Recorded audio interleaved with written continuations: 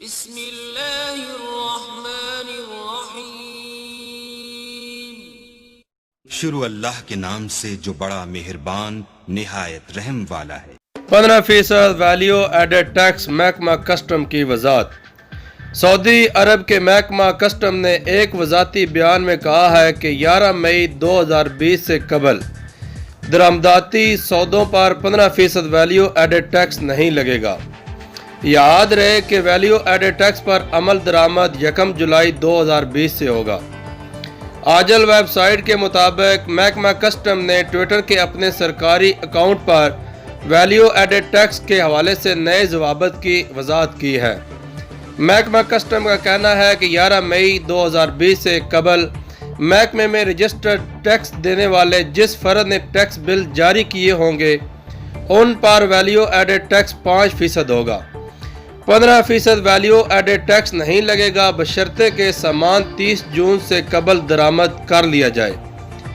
محکمہ کسٹم نے واضح کیا کہ اگر کسی شخص نے محکمہ کسٹم کے یہاں رجسٹر کسی ای شاپنگ سینٹر سے موبائل خریدا ہو اور اس کا بل 11 مئی سے قبل جاری ہو چکا ہو اور موبائل 1 جولائی کے بعد وصول کیا جائے تو ایسی صورت میں اس پر 15% ویلیو ایڈڈ ٹیکس نہیں لگے گا۔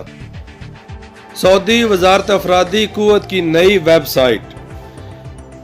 سعودی وزارت افرادی قوت و سماجی بہبود نے کہا ہے کہ جمعہ 26 جون سے وزارت کی سرکاری web site, social media account اور نیو ڈومین hrsd.gov.sa ہو گیا ہے۔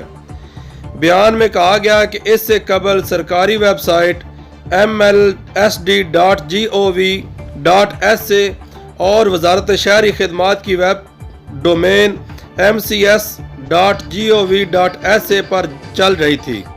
سعودی اخبار 24 کے مطابق وزارت افرادی قوت و سماجی بہبود نے اس تبدیلی کا باعث یہ بتایا ہے کہ ماضی قریب تک منسٹری کا نام وزارت محنت و سماجی بہبود ہوا کرتا تھا۔ اس کے دائرے میں نجی کمپنیاں اور ادارے آتے تھے۔ یاد رہے کہ شاہی فرمان جاری کر کے وزارت شہری خدمات کو بھی جو وزارتوں، محکموں اور سرکاری اداروں کے ملازمین کے معاملات دیکھتی تھی وزارت میں شامل کر دیا گیا ہے۔